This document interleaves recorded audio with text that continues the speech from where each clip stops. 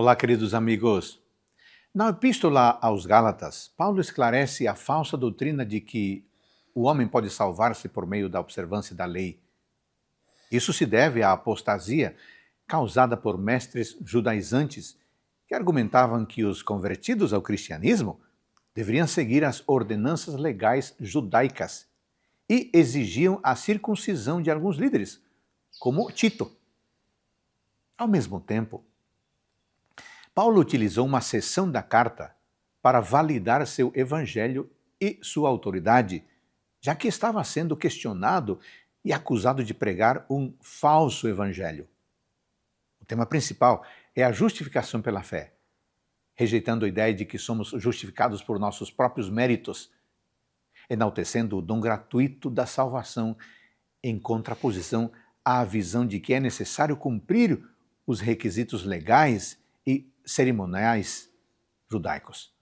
A lei é explicada como um tutor que guia os seres humanos a Cristo, que é o único caminho para alcançar a salvação. A salvação pelas obras é completamente incompatível com a salvação pela fé. Uma mistura dos dois é impossível. As obras humanas são como trapos de imundícia, diz Isaías, e não são válidas para nos justificar. Só que o sacrifício de Cristo nos deu a possibilidade de retirar essa condição de adversários de Deus. Deve-se notar que as obras estão em uma união indivisível com a fé. E ao aceitar Jesus, o senhorio do pecado é substituído pelo senhorio de Cristo, como diz ali no verso 9 e também no verso 10. Paulo pega uma seção do capítulo para validar seu evangelho e sua autoridade, pois ele foi questionado e acusado de transmitir um falso evangelho, como está mencionado nos versículos 11 a 14.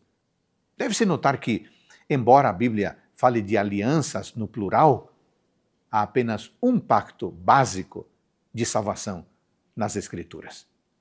Por meio desse pacto eterno, realiza-se a decisão eterna da divindade de salvar a humanidade.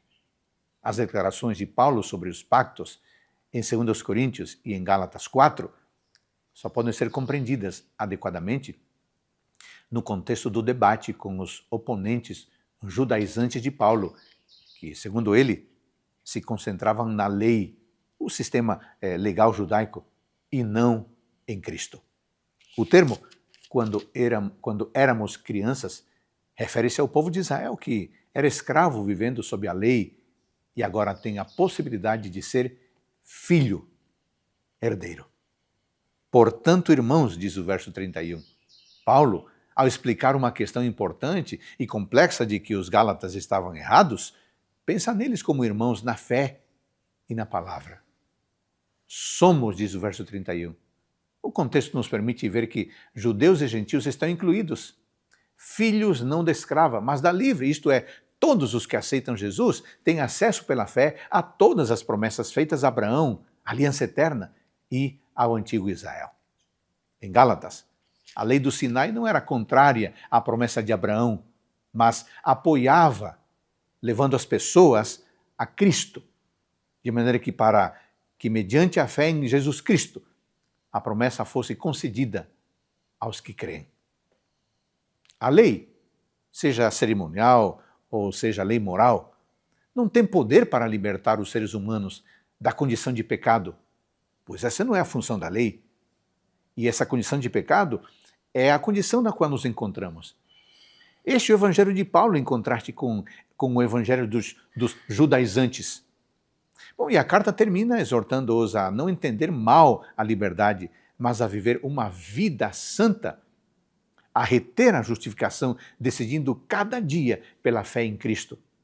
A igreja deve ser conhecida por suas obras e não deve tentar substituir a fé dos méritos salvíficos de Cristo por boas obras, mas as obras resultantes da salvação e não as obras para se salvar.